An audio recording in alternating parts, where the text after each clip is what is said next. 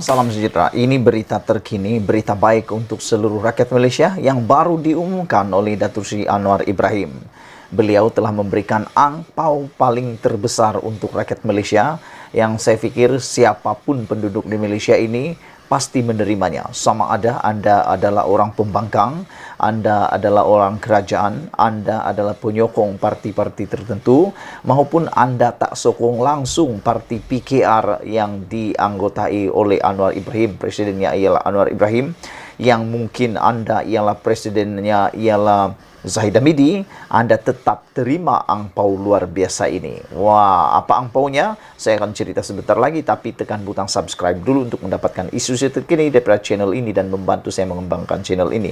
Baiklah, apakah angpau yang kita terima bermula esok daripada Perdana Menteri kita, yaitu Anwar Ibrahim? Ini angpaunya, yaitu diumumkan sebentar tadi bahawa tiada kenaikan kadar OPR adalah satu angpau kecil buat peminjam. Wah, kita ucapkan tahniah dan terima kasih kepada Datuk Seri Anwar Ibrahim, Menteri Keuangan merangkap Perdana Menteri Malaysia yang telah menetapkan OPR tidak berubah. Ini sebenarnya mimpi yang sangat indah bagi para peminjam yang ada di Malaysia, kerana saban kali kita dengar OPR naik dan OPR naik ini membuatkan ramai orang yang sakit kepala memikirkan faedah yang makin besar, makin meninggi. Namun demikian, hari ini diumumkan bahawa kadar OPR di Malaysia tidak dinaikkan dan tidak berubah. Hari ini DAP mengalu-alukan keputusan Bank Negara Malaysia BNM hari ini untuk mengekalkan kadar OPR pada tahap 2.75%, menawarkan perniagaan dan peminjam bank penangguhan yang amat diperlukan daripada kenaikan kadar faedah untuk menangani jangkaan kemelisitan ekonomi di Amerika Syarikat. Seterusnya, pembentukan kerajaan perpaduan baharu di bawah Perdana Menteri Anwar Ibrahim sejak 24 November lalu juga telah mengukuhkan keyakinan pelabur dan pasaran. Terbukti dengan peningkatan ketara nilai ringgit berbanding dolar Amerika, dolar AS daripada RM4.75 di bawah kerajaan terdahulu kepada RM4.32 hari ini. Bermakna wang kita semakin kukuh dibanding dengan dolar Amerika.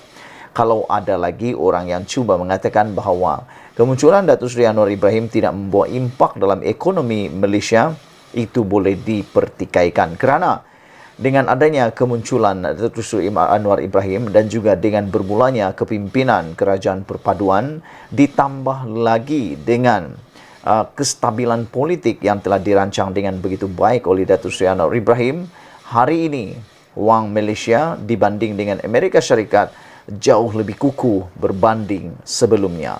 Kalau sebelum ini nilai tukaran mata wang asing kita pengukuhan sekadar RM4.75 sedolar, hari ini kita sudah menikmati yang lebih baik, iaitu RM4.32 sedolar. Oleh sebab itu, kalau ada orang lagi yang kata tak percaya Anwar Ibrahim dapat mampu mengubah nilai pelaburan dan juga keadaan ekonomi kita, anda boleh memberikan nilai setapak tangan kepada mereka dengan mengatakan ini perubahannya, yaitu perubahan nilai mata wang tukaran berbanding dolar.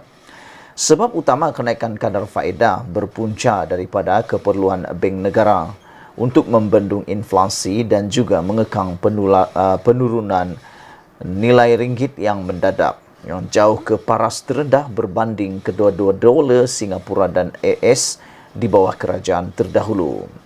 Jelas sekali, kebimbangan terhadap inflasi dan kejatuhan nilai ringgit yang semakin meruncing telah surut di bawah kerajaan perpaduan baharu yang dilihat sebagai pertaruhan yang lebih selamat untuk pelabur yang ngeri dengan prospek kerajaan alternatif yang tidak cekap, ekstremis dan perkauman. Bank Negara telah melaksanakan beberapa siri kenaikan kadar faedah atau OPR tahun lepas sebanyak 1% berikutan kegagalan sebelum ini untuk mengawal kedua-dua inflasi dan kejatuhan mendadak nilai ringgit. Walaupun hampir RM600 bilion disalurkan oleh pentadbiran Muhyiddin, pertumbuhan ekonomi kekal suram menimbulkan keraguan tentang keberkesanan dana awam yang dibelanjakan. Dengan menghentikan kenaikan kadar faedah, kerajaan akan mempunyai peluang untuk menangani pertumbuhan yang lebih perlahan akibat kemelesetan Amerika Syarikat. Mengekang kos pinjaman akan membantu mengurangkan tekanan kos ke atas peminjam individu dan bank serta meningkatkan perbelanjaan penggunaan yang lebih tinggi. Pemberhentian kenaikan kadar faedah adalah angpau kecil tahun baru Cina kepada peminjam dan diharapkan akan membolehkan kerajaan perpaduan baru memberikan tumpuan penuh untuk mengurangkan kos perniagaan di samping menjana lebih banyak peluang pekerjaan. Ditulis oleh Lim Guan Eng, pengerusi DAP.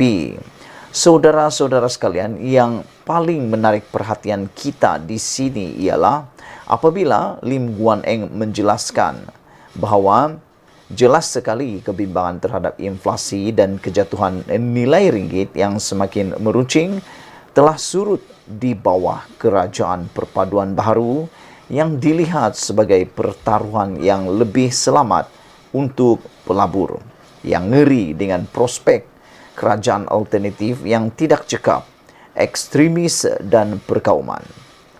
Kata Lim Guan Eng, Bank Negara telah melaksanakan beberapa siri kenaikan kadar faedah atau OPR tahun lepas sebanyak 1%. Berikutan kegagalan sebelum ini untuk mengawal kedua-dua inflasi dan kejatuhan mendadak nilai ringgit. Walaupun hampir RM600 bilion disalurkan oleh pentadbiran Muhyiddin, pertumbuhan ekonomi kekal suram menimbulkan keraguan tentang keberkesanan dana awam yang dibelanjakan, kata Lim Guan Eng. Dengan menghentikan kenaikan kadar faedah, kerajaan akan mempunyai peluang untuk menangani pertumbuhan yang lebih perlahan akibat kemelesetan ekonomi Amerika Syarikat. Mengekang kos pinjaman akan membantu mengurangkan tekanan kos ke atas peminjam individu dan bank serta meningkatkan perbelanjaan penggunaan yang lebih tinggi.